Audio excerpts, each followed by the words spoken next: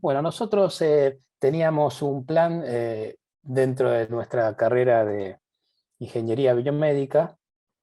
Voy directamente aquí, a esta parte. Teníamos un plan con Jorge Garbino de armar un par de materias, son 2 materias cuatrimestrales: Introducción a la Investigación y Desarrollo 1 y 2, porque nosotros seguimos el plan de estudios casi idéntico al Politécnico de Milano, a la carrera de Ingeniería Biomédica del Politécnico de Milano, por el convenio estratégico que tiene el Hospital Italiano, el Instituto Universitario, con el Politécnico de Milano.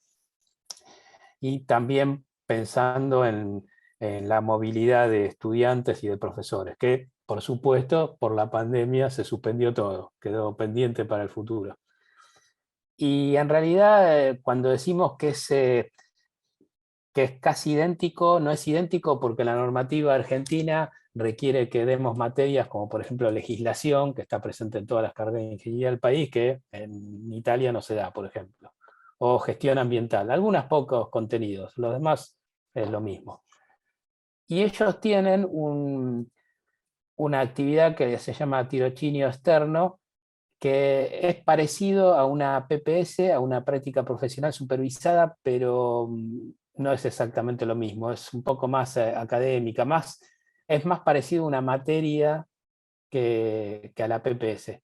Entonces, nuestra propuesta fue convertirlo aquí en Argentina, en Buenos Aires, en 2 materias, que son Introducción a la Investigación y Desarrollo 1 y 2, primero y segundo cuatrimestre. Y que tuvo una cursada de 16 semanas, y esta materia la ponemos acá como ejemplo porque nuestro plan antes de la pandemia era que esta materia iba a ser presencial, que los alumnos iban a ir, era la materia presencial, ¿sí? Y justamente tuvimos que hacerla totalmente virtual. Es más, como se dio por primera vez este año, lo que hicimos fue empezar en el segundo cuatrimestre a que empiecen a venir los alumnos al INTIP, al Instituto nuestro de Investigación, y también con Jorge al Departamento de Informática en Salud del hospital, y empezaron a venir ahora en estas últimas semanas a tener la presencialidad.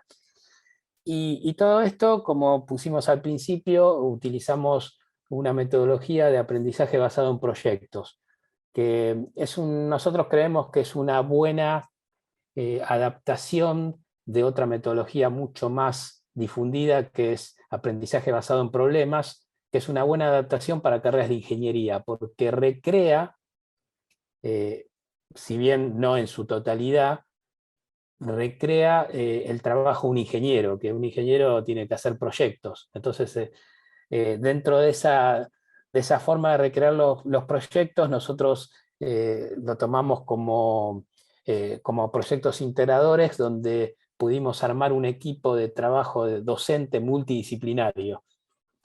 Entonces los alumnos tuvieron una experiencia en el primer cuatrimestre, y ahora la están teniendo en el primer cuatrimestre conmigo y en el segundo cuatrimestre con Jorge, una experiencia más parecida a la práctica profesional. Entonces, en ese sentido, nos acercamos a ese tirocinio externo del Politécnico de Milano, adaptándolo a nuestra realidad en Buenos Aires, ¿no?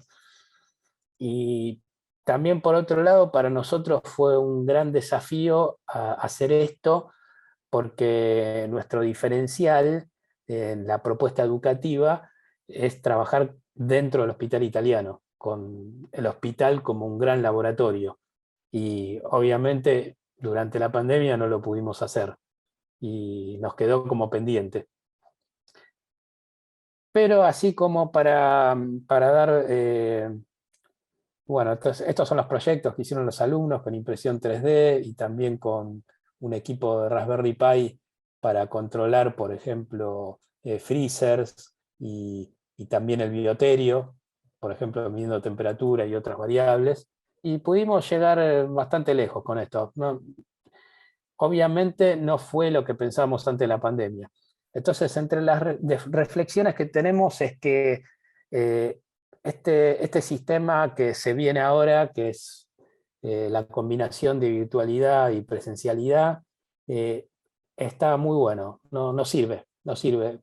bien manejado y, como dijimos antes, calibrando bien los porcentajes de acuerdo a los distintos tipos de materias de las distintas carreras, puede andar muy bien, y en este caso en particular que les estamos mostrando, funcionó muy bien, por ejemplo, para los encuentros teóricos y también para las reuniones tipo del proyecto.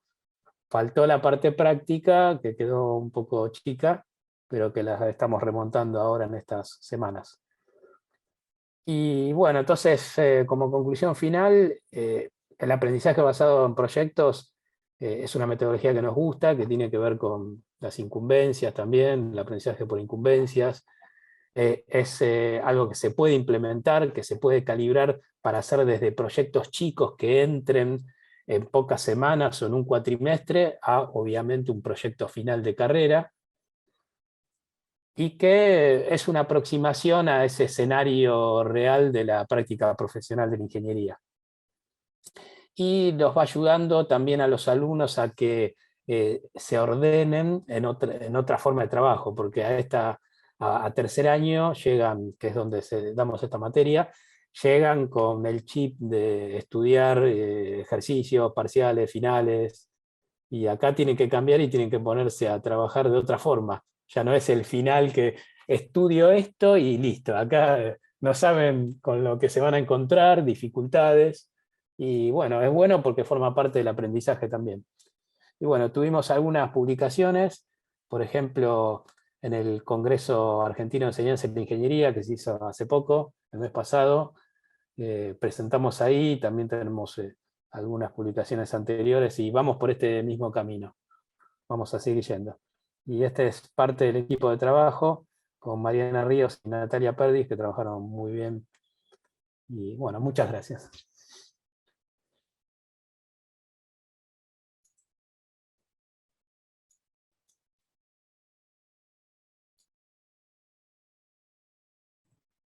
Bueno, fantástico, gracias Marcelo.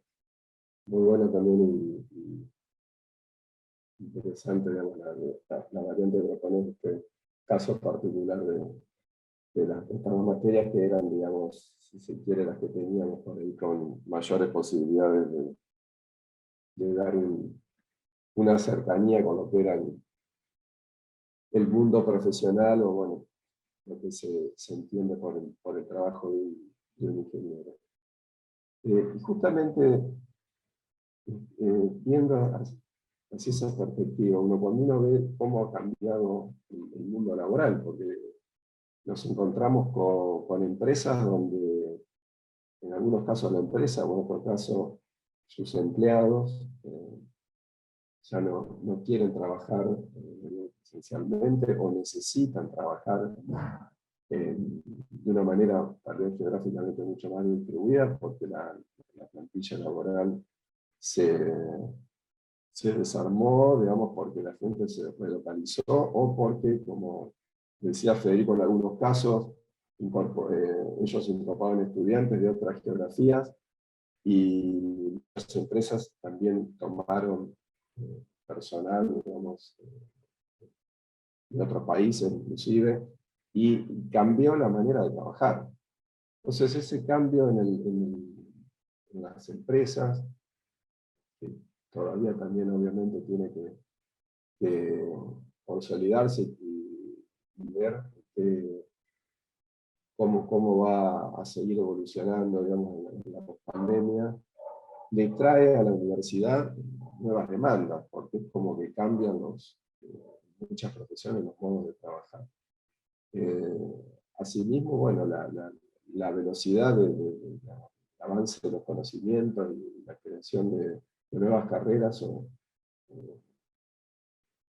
cambios en la manera de trabajar que impulsan el mismo desarrollo tecnológico, hace que la universidad no pueda ser ciega a eso y tenga que responder a esa demanda. ¿Ustedes creen que este nuevo modelo, ya no solo de lo educativo, sino que está sucediendo en el mundo laboral y en las profesiones tecnológicas, va a obligar a un cambio de programa, por un lado, y por el otro lado, a estar atento a cómo mucha gente que se incorpora al mundo laboral, a veces no todavía habiendo iniciado una formación universitaria, busca formaciones alternativas, tal vez en plataformas de formación en línea, que ahora la educación virtual como que está mucho más validada que antes, pero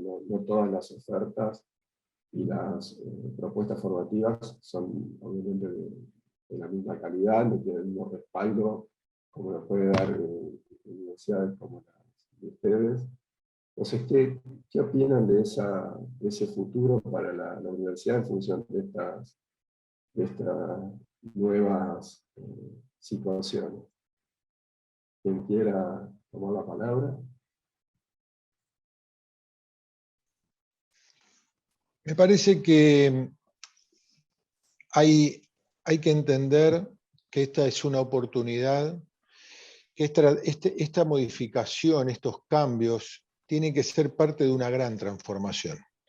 Cuando digo oportunidad, es porque si volvemos al mismo paradigma y modelo del año 2018-2019, creo que estamos retrocediendo mucho más que 2 o 3 años. Estamos retrocediendo como especie. Me refiero a que estas modificaciones que se dan, tanto en el ámbito laboral, que vienen acompañadas del modelo educativo, porque Jorge, Federico, Marcelo, les voy a dar una definición y por favor, obviamente, pongan de quién la dio, ¿no? Pero les voy a dar una definición. Para mí, modelo híbrido es el presente y futuro de la educación, de todos los niveles, en todos los niveles. Algunos serán más adaptables que en otros, en algunos se necesitará más de un porcentual de otro, como dijo Marcelo, pero también rescato algo de todo lo que dijo, ¿no? Y muchos aspectos que también son definiciones, Federico, cuando habla de la internacionalización, la posibilidad de trabajar colaborativamente en todos los ámbitos, sea desde la investigación, o sea desde el estudio o el compartir experiencias con otros, con acceso a lugares y personas que antes era o significaba no solo en costo alto, sino también en tiempo. Un impedimento hoy existe como posibilidad. A nivel laboral, yo recorro el microcentro porteño y veo muchos carteles con oficinas vacías. Eso demarca una situación en la que el modelo laboral de espacio físico y de higiene y seguridad en el trabajo también se ve modificado. Pero no solo en las oficinas tradicionales, también en trabajos que demandan cierta especificidad. Hay otros que no. Un cirujano, bueno, no se ve modificado por esta condición de virtualidad, llamémosle. Pero hay experiencias todavía en desarrollo de posibilidad de operar a través de realidad virtual y aumentada a distancia, de manera remota. Ya la hay. Yo creo que tendríamos que apuntar a hacer un desarrollo pero muy serio e importante en materia de inteligencia artificial aplicada. En materia de inteligencia artificial aplicada. ¿A qué? A determinadas profesiones que no va a haber necesidad de hacer una gran modificación, pero en otras sí. Lo que es el trabajo para un ingeniero en sistemas de información, hoy la variable de cambio en los jóvenes ¿es presencial o puedo trabajar desde mi casa? Viene esa pregunta antes de cuánto va a ser el honorario, por ejemplo, o el sueldo. ¿Dónde puedo trabajar y en qué horarios voy a trabajar? Para hacer una administración del tiempo. Y por eso les decía de una definición en cuanto a lo que es la educación del modelo híbrido, que para mí consiste en construir y crear un paradigma educativo con el potencial de la educación virtual a distancia, mediada por tecnologías informáticas en tiempo real, con soporte en tiempo diferido a través de campus virtuales, junto con la modalidad presencial tradicional, compartiendo el mismo espacio físico áulico o de laboratorio. Y creo que no es solo la definición de porcentuales de uno u otro, creo que es la convivencia de todos los modelos, rescatando lo positivo y el potencial, la mejor opción a cada momento. Porque ¿saben algo? Para mi concepto, hay muchos recursos, pero el del ser humano hoy en día, bueno, desde siempre probablemente, que el recurso que es absolutamente finito y más importante es el tiempo. Con lo cual, para los estudiantes, el tener que trasladarse con el tiempo que significa, con el recurso tiempo y con el recurso económico, lo que va a significar es que el rol docente va a cambiar, ya tiene que estar cambiando y no se puede permitir que un docente se establezca con la misma dinámica de una clase áulica física desde siempre o práctica de laboratorio como hasta ahora, que lo replique en este modelo. No, no, no, es un modelo absolutamente nuevo, pensando en realidad aumentada, pensando en inteligencia artificial, que el estudiante pueda dialogar con el ayudante de trabajos prácticos, con el docente que tiene otro rol de guía, pero motivando y sorprendiendo. Tiene que sorprender el docente al estudiante en todos sus sentidos, porque hace muchos años atrás, la universidad como institución albergaba al estudiante sorprendiéndolo con acceso a recursos que no estaban en la calle, me refiero en el ámbito laboral, en la calle, sino equipamiento especializado, y donde estaba, se supone, el saber y el conocimiento.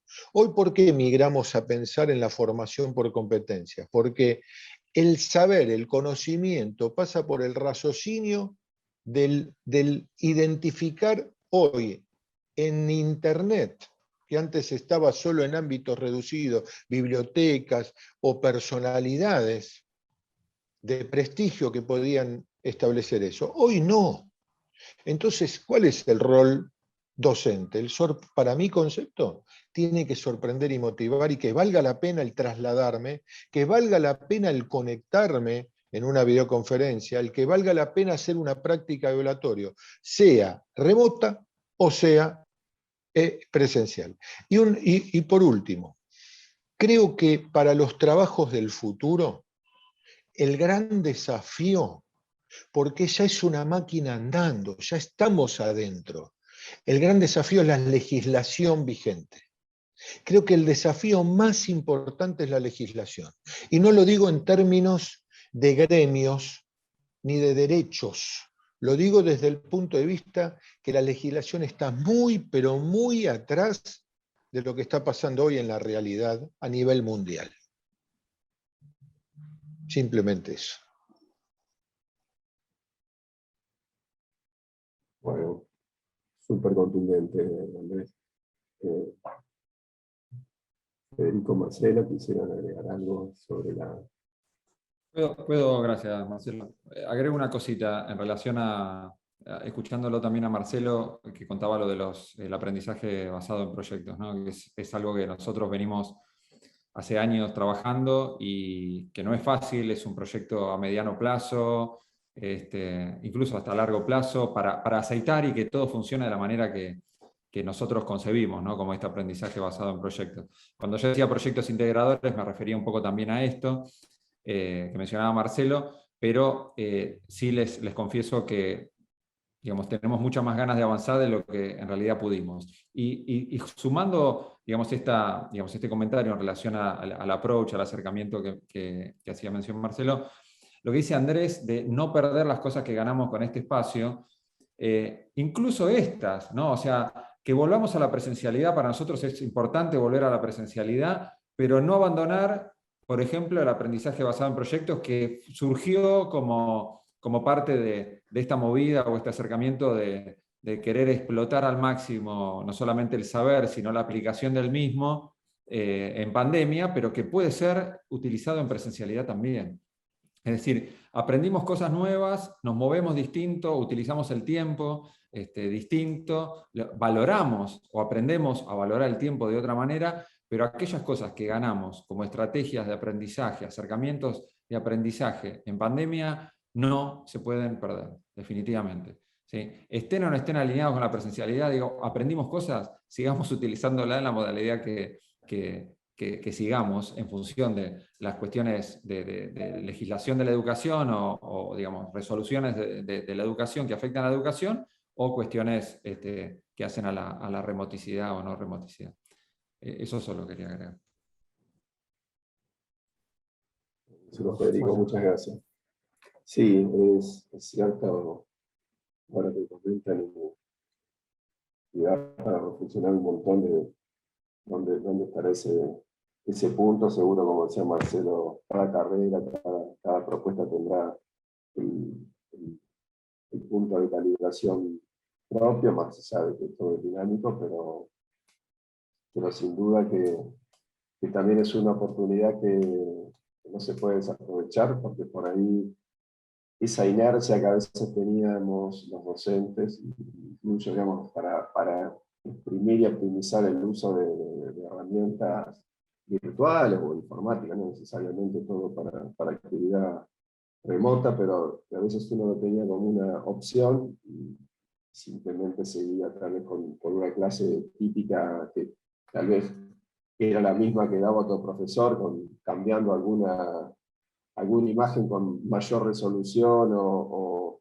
un recurso un poquito mejorado, pero tal vez estábamos replicando un modelo que hace 10 o 20 años, el modelo áulico, digamos, y la clase positiva era lo que imperaba. Y fue tan grande, ¿no?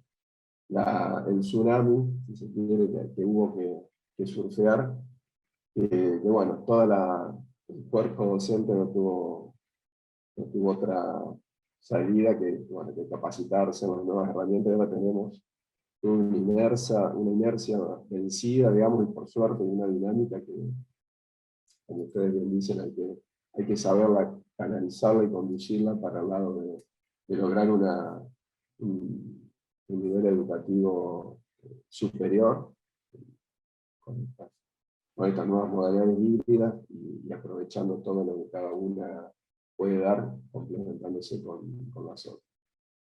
Marcelo, no sé si querés hacer alguna consideración sobre cómo ves hacia adelante Sí.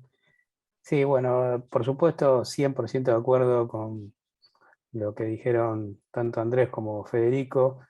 Y para agregar un poquito a todo esto, además de la experiencia que les contamos del Instituto Universitario del Hospital Italiano, hablar un poco también de mi experiencia en la UTN, que bueno, Andrés la conoce muy bien, pues estoy en las reuniones que él organiza del departamento y en las de cátedra. Y en ese caso, con las materias en las que me desempeño como docente en la Regional de Buenos Aires, son materias que tienen, digamos, muy distintas a las que les presenté recién de introducción a la investigación y desarrollo. En la UTN son materias que tienen un contenido fuerte teórico y también un contenido fuerte de programación, por ejemplo, o sea, la parte práctica es programación. Entonces, en esos dos casos, la virtualidad funcionó muy bien. Me animaría a decir que hasta mejor que cuando eran presenciales. Creo que todos, tanto alumnos como docentes, estamos más contentos de cuando... Pero quedaron dos cosas abiertas, y ahí viene un poco lo que dijeron Andrés y Federico, que un tema es todo lo que es evaluaciones. Las evaluaciones fueron muy discutidas en las reuniones de cátedra, la forma de hacerlo, ¿no, Andrés? Estuve hablando especialmente en la materia de teoría de control, muy discutido, y ahí es donde quizás la presencialidad para muchos docentes es indispensable. Y la otra es la necesidad social de tener encuentros presenciales. y creo que esto no lo podemos soslayar, de que somos seres humanos sociales y nos gusta, aunque sea de vez en cuando, reunirnos y quizás no va a ser la clase más efectiva desde el punto de vista didáctico, pero va a ser efectiva en la interacción, en conocernos. Entonces ahí también la combinación de presencialidad y virtualidad hay que tenerlo en cuenta, esa parte de interacción social, que como bien dijeron Federico y Andrés, no la podemos perder. Sería perder algo que es indispensable. Eso nada más. Gracias. Bueno, muchísimas gracias, Marcelo. Aquí estamos recibiendo algunos aportes también por el chat, no sé si ustedes los pueden ver. Aportaba Teresita Rolón desde Paraguay, diciendo que sí, que también le sucede lo mismo, y cree que debieran ajustarse las legislaciones de varios de nuestros países, y que valga la pena la conectividad. Gracias, Teresita. También Marcela Bonentrade dice excelentes comentarios. Parte del aprendizaje en cualquier ámbito necesita de la interacción social. Bien, gracias, Marcela. Bueno, creo que hemos redondeado dos aspectos muy interesantes. Seguramente esto va a seguir cambiando y dentro de unos meses tendremos un escenario con cambios respecto a este, y seguramente el año que viene vamos a poder ya tener inclusive otro nuevo tipo de aprendizajes y posibilidades de reflexionar sobre cómo está sucediendo ese ida y vuelta entre la academia y el mundo laboral, y qué es cuáles son las mejores soluciones que se pueden dar desde la universidad a los nuevos trabajos, a las nuevas demandas, como decía Andrés, los nuevos recursos. Los chicos más jóvenes no se ven todo el día en una empresa y preguntan, bueno, ¿puedo trabajar en mi casa? ¿Cuántas horas me van a hacer trabajar? ¿O puedo trabajar, digamos, por objetivos y no por un régimen horario? Esto se va a ir acelerando, o sea, inclusive sin la pandemia ya había un montón de profesiones nuevas que sucedían solamente a través de Internet, así que bueno, la pandemia lo único que hizo fue forzar el desarrollo de todo esto. Así que yo, bueno, en principio estamos un poco cerca del horario de finalización, 3 minutos pasados del horario, así que no voy a abundar más en mis comentarios, simplemente agradecerles a Andrés, a Federico y a Marcelo su tiempo y compartirnos su pensamiento y sus experiencias con la pandemia, con los procesos educativos que dirigen y con lo que puede ser el futuro. Así que, bueno, súper agradecido de sus aportes y de los aportes también de la audiencia, y agradecido por la presencia también de todos. Así que, bueno, les agradezco nuevamente. No sé si alguno quiere hacer un último comentario o alguien de la audiencia que quiera solicitar la palabra para hacer un comentario, si no ya estaríamos cerrando esta actividad.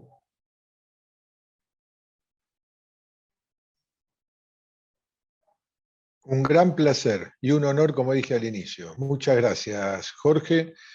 Muy agradecido por la invitación y un gran momento. Federico, Marcelo, gran placer. Un gusto, igualmente, me sumo, Andrés. Gracias Andrés, gracias Federico, gracias Jorge. Lo mismo, para mí. A ustedes, Gran un placer. placer haber compartido esta